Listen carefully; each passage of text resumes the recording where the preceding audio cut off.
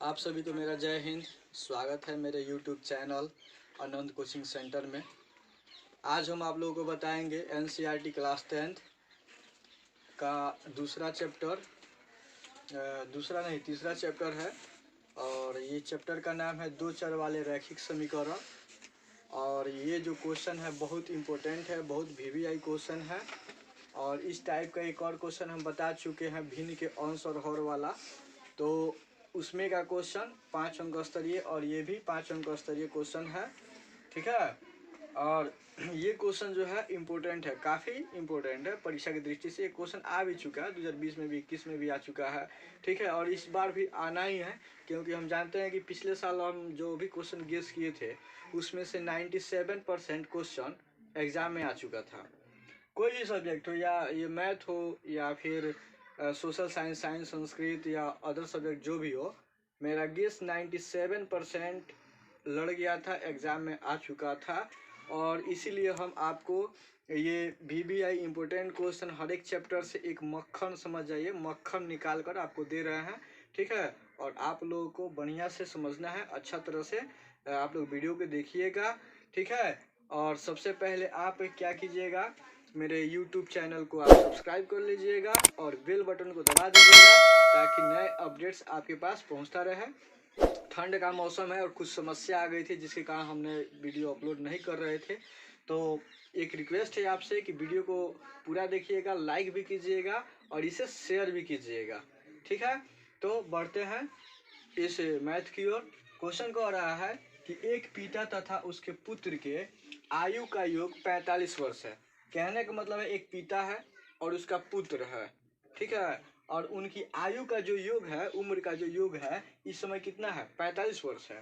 फिर कह रहा है 5 वर्ष पूर्व, पूर्व का मतलब होता है पहले, उनकी आयु का गुणनफल, यानी पिता का उम्र गुने पुत्र का उम्र इक्वल कितना था, 124 था। तो उनकी वर्तमान आयु ज्ञात करना है। ठीक है।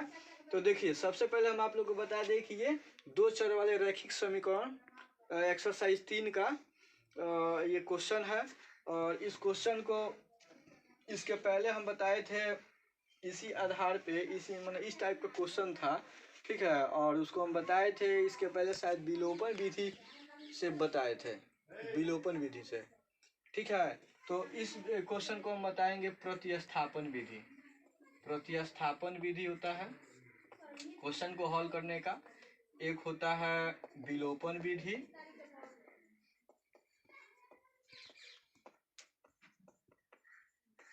और एक होता है वज्र गुणनखंड विधि।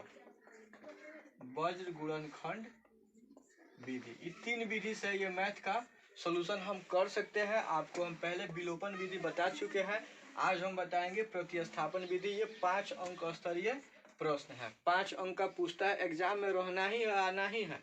ठीक है। आ गया, समझ जाइए कि आ गया है एग्जाम में। ठीक है। गेस हमारा फेल नहीं होता है। ठीक है। इस बार भी निश्चित है आ जाएगा। ठीक है। तो बढ़ते हैं क्वेश्चन की ओर। लेकिन आप लोग अगर नए हैं तो मेरे YouTube चैनल को सब्सक्राइब जरूर कीजिएगा और बेल बटन दबाइएगा, लाइक कीजिएगा, शेयर करना मत भूलिएगा। तो आते हैं क्वेश्चन की तरफ। जब इसका हम सॉल्यूशन शुरू करेंगे यहाँ से,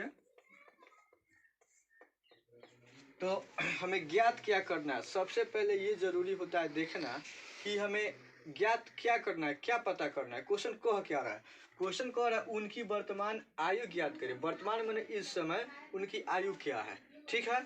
तो जैसे किनकी, पिता और उसके पुत्र, 2 आदमी हैं, तो दो चर वाले रैखिक समीकरण है।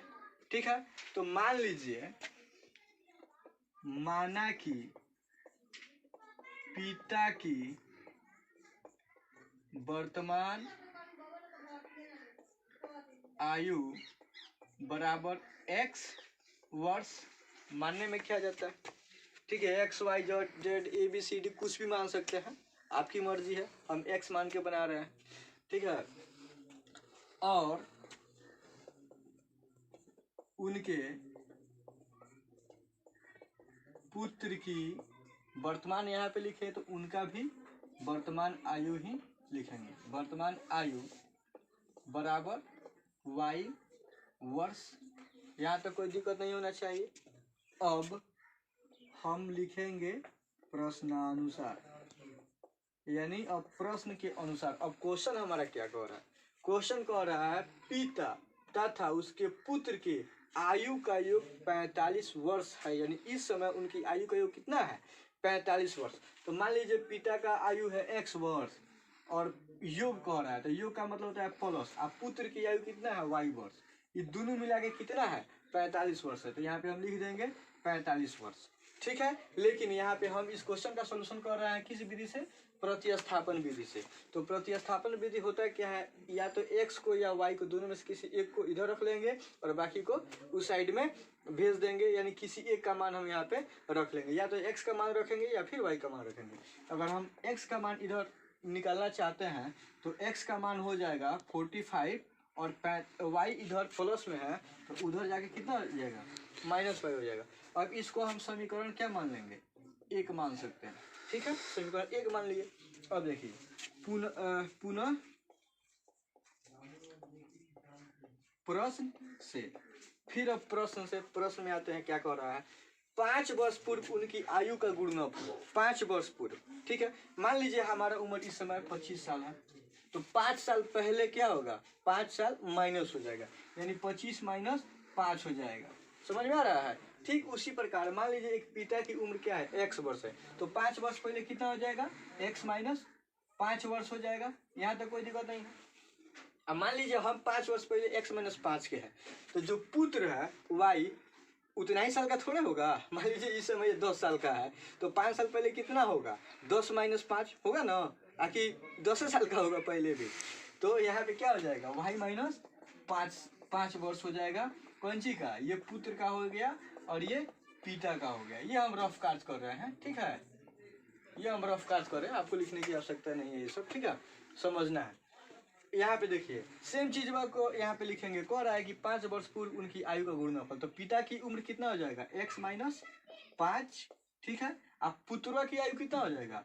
y माइनस 5 हो जाएगा। आप कह रहे दोनों की आयु का कौन सी? गुणनफल। तो गुणनफल का मतलब क्या होता है? गुण। कितना दिया है यहाँ पे? 124। समझ में आया? अब इसका सोल्यूशन कर देंगे। x माइनस 5 है, x में x की जगह पर हम क्या रख सकते हैं? 45 माइनस वाई लिख सकते हैं। x की जगह पर 45 माइनस वाई लिख सकते हैं क्योंकि वहाँ पे मान लिया है, ठीक है। तो x के जगह पर हम करेंगे क्या? 45 माइनस वाई लिख लेंगे और फिर यहाँ पे क्या बच गया? -5 हो गया, ठीक है। ब्रैकेट बंद, गुना है तो गुना, फिर यहाँ पे क्या लिखेंगे? y माइनस 5 इक्वल 124, ठीक है।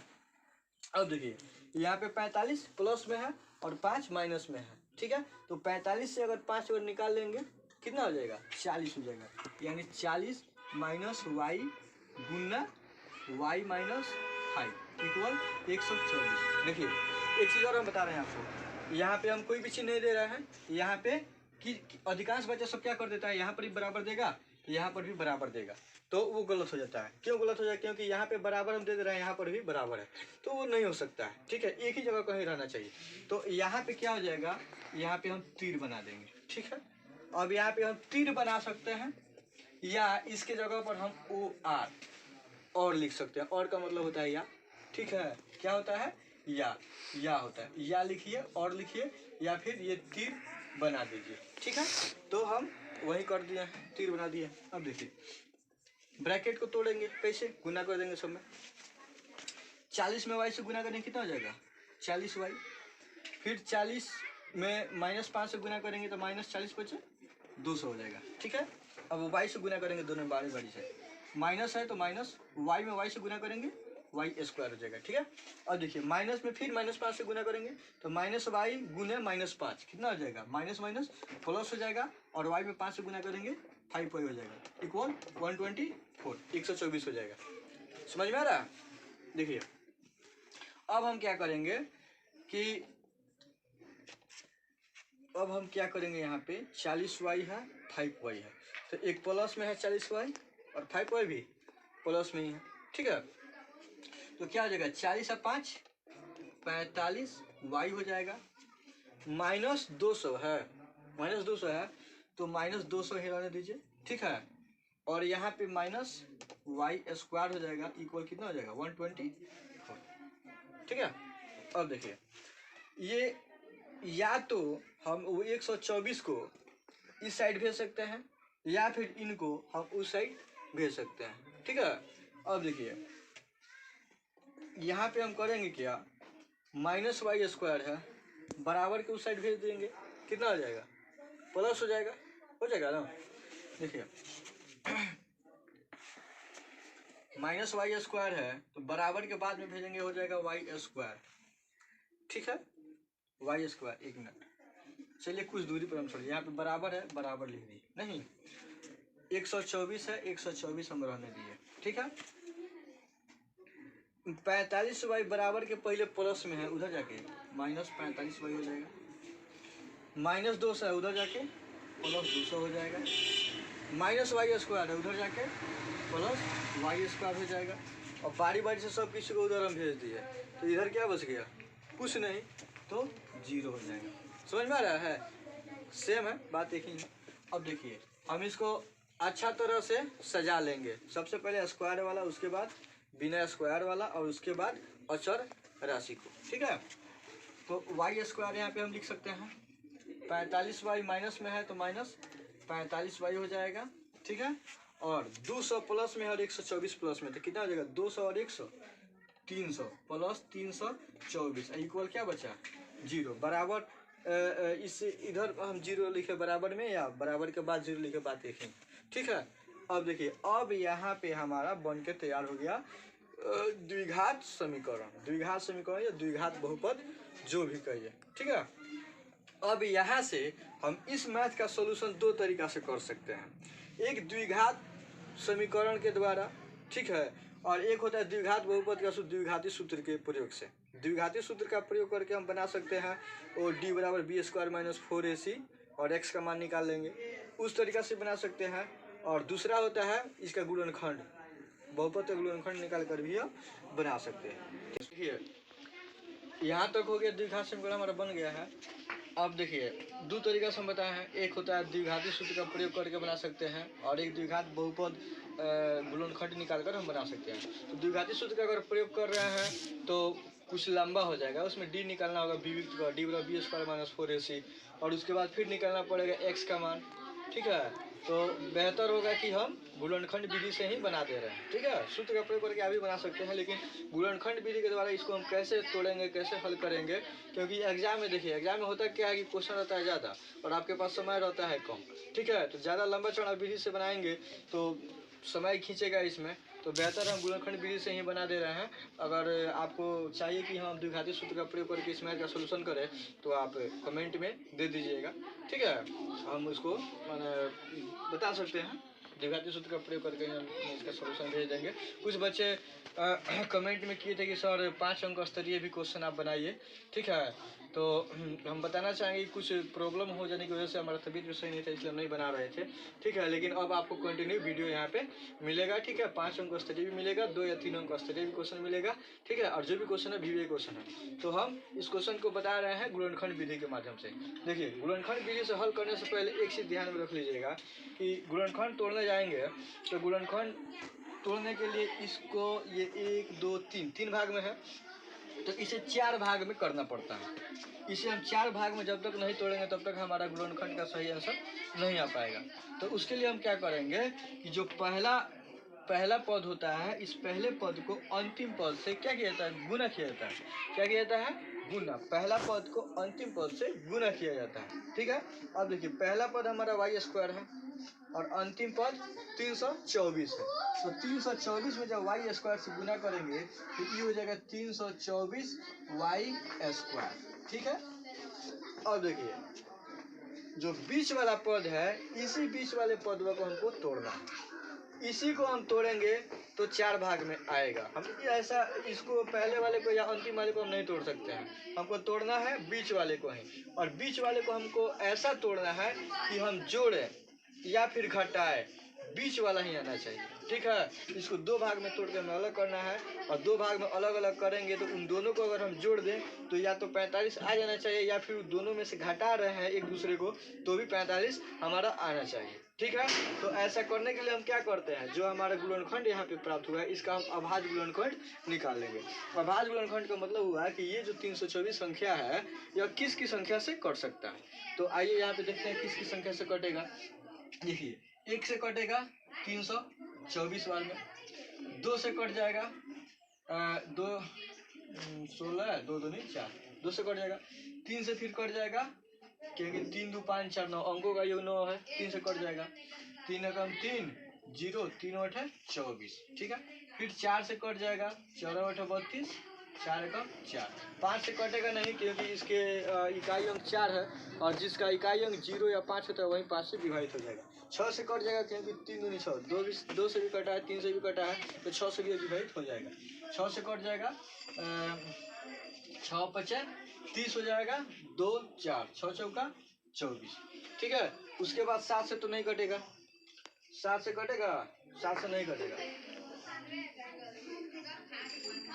7 चौका 28 4 7 से नहीं कटेगा। 8 से 8 चौका 32, 8 से भी नहीं कटेगा, 9 से कट जाएगा, 9 से कटेगा कैसे, 9 तिरका 27 5 4 54, 9 छक्के 54। ठीक है। फिर 10 से नहीं कटेगा, 11 से नहीं कटेगा, 12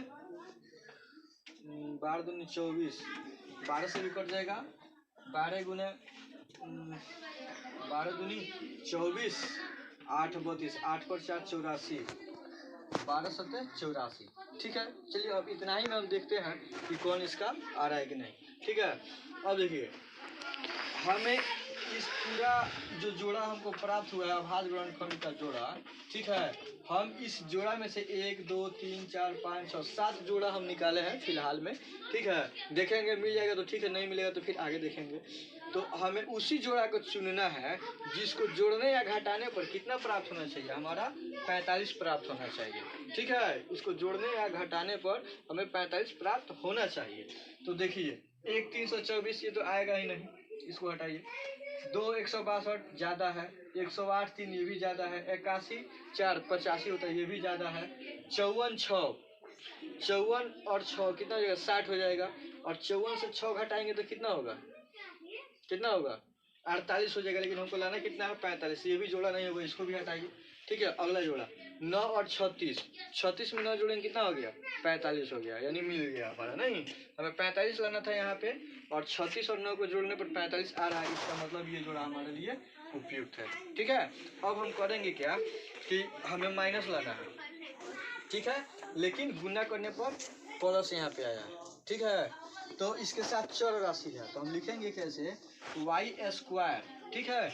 और यहाँ पे 9 लिखा हुआ है तो 9 के साथ माइनस है तो माइनस 9 के साथ y, और 36 उसको भी हम माइनस में ही लिखेंगे क्योंकि माइनस और माइनस दोनों जुड़ जाएगा। ठीक है। -9 और -36 दोनों जुड़ जाएगा, -45 हो जाएगा, और -9 -36 में गुना करेंगे तो 324 आना ही है क्योंकि उसी का ना गुणनखंड निकला है। ठीक है। अब देखिए, अब यहाँ पे प्लस है तो प्लस लिख देंगे, 324 इक्वल कितना हो जाएगा 0 हो जाएगा। अब देखिए, y है तो y दोनों में है, यहाँ पे 2 भाग 2 भाग 4 भाग हो गया। हम पहले ही बताए थे कि 4 भाग कर लीजिए तभी गुणनखंड निकालना आसान होगा। 4 भाग हो गया तो 2 भाग हम एक साइड में कर लेंगे। तो यहाँ पे हम क्या करेंगे, y दोनों में है तो y कॉमन ले लेंगे, यहाँ बचेगा y, माइनस है तो माइनस, y कॉमन आगे कितना बचा 9। ठीक है। माइनस है माइनस। अब देखिए 36 324, यहाँ पे हम 36 को कॉमन ले लेंगे। ठीक है।